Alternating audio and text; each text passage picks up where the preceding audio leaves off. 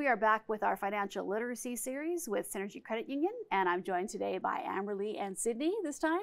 Thank you so much for joining us. Thank you for having us. Okay, so now we're going to talk about credit card balances. And credit is a contentious issue no matter what. So the first thing we're going to talk about is the difference between a debit and a credit card.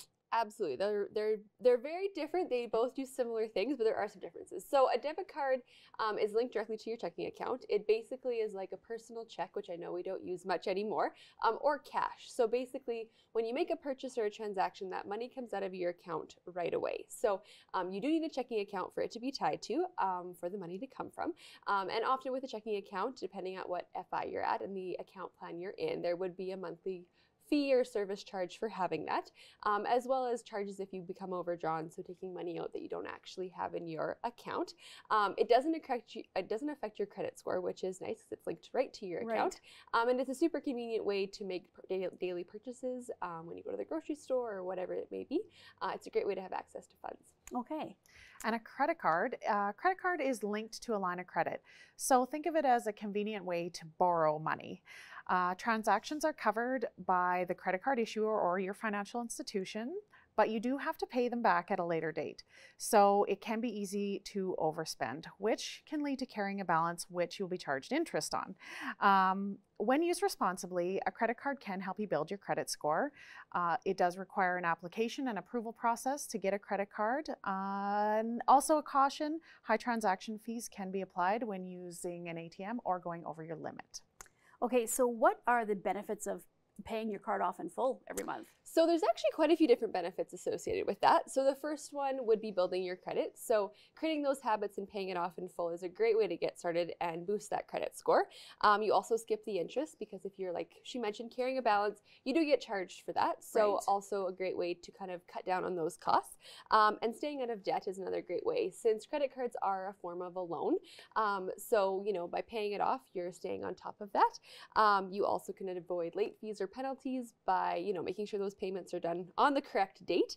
And then too, lots of credit cards offer rewards. So either cashback, travel, discounts at certain places such as that. So by keeping on top of those payments, you get to reap all of those rewards, which is kind of nice. Kind of a benefit, I guess. Absolutely. So let's talk about being organized.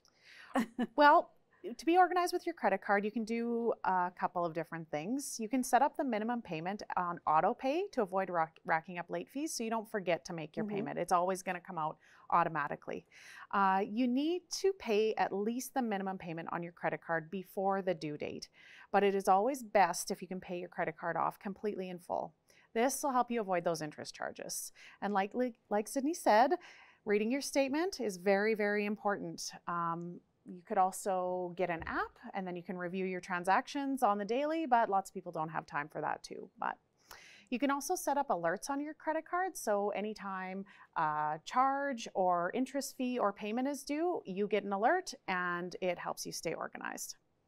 Now, when the statement shows up, what type of information is on there?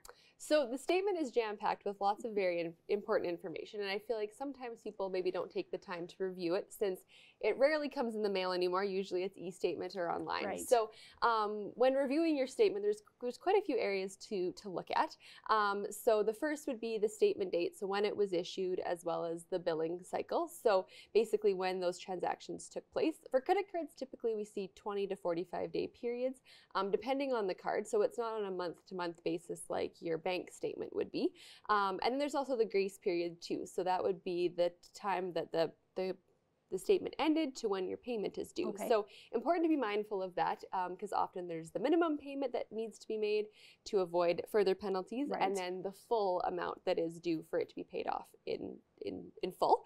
Also, it outlines all of your transactions. So that's really important, especially these days because we're seeing really high rates of fraud and fraudulent transactions that take place. So good to keep on top of that kind of throughout the month too by using your apps or or checking in just to make sure all the transactions that are recorded are actually ones that you have made.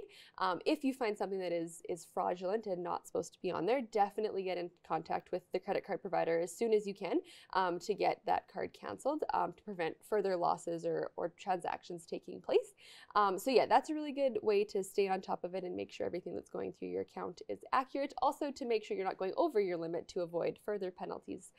So yeah, lots of good information. If you have questions or are unsure of what the information means or how to read it, always recommend meeting with your financial advisor, whether it's Synergy or another FI that you deal with, to go through that just to make sure you understand and also understand the benefits of your card. If there's certain things that you should be taking more advantage of or avoiding or things like that. So definitely lots of good information that should be reviewed on a regular basis. Yeah, that is a lot of info that's packed in there. And I think, like you said, a lot of people will just tend to quick look at it and see the balance and then that's it. But yeah, all kinds of different things you should be on the lookout for. So if someone has maxed out their credit card and you've got difficulties even just like making the minimum payment, what kind of advice would you give them? Well, first off, don't be embarrassed. It happens to a lot of people, and don't avoid it. That will not make it go away. So find the courage to meet with your advisor, but we can also talk about some options to think about here too. Something we would talk to you about would be making a strategy. So we go at it with a snowball strategy or an avalanche strategy, just to kind of give you a mental picture. So your snowball strategy is starting smaller and hopefully building up. So we want to pick out the debt that has the least amount or the highest interest. Pay that first. If that doesn't work and you have a lot of money and you're feeling really ambitious, you want to start attacking the biggest balances and paying them off first and then going from there. That's your avalanche strategy. So that's going to get rid of it quicker. But both strategies work, and definitely get in touch with your advisor and we can work through it. Sometimes it takes the emotion out of it for people, and then we can look at the facts and make a clear plan. Well, excellent information on all of this. And if anybody is looking for help with their credit or with anything else, what's the best way to reach you at any of the branches? So I would go to our website, so synergycu.ca. From there, we have lots of helpful tips and tricks, lots of blog articles and learning resources, but also the ability to book appointments with one of our advisors, either on the phone, in person, via Teams, and whatever branch is closest to you. And we'd always look forward to the opportunity to chat with members and non-members about these topics. And yeah, that would probably be the best way to reach us. Okay, well, thank you so much, ladies, for joining me today. Thanks for having us.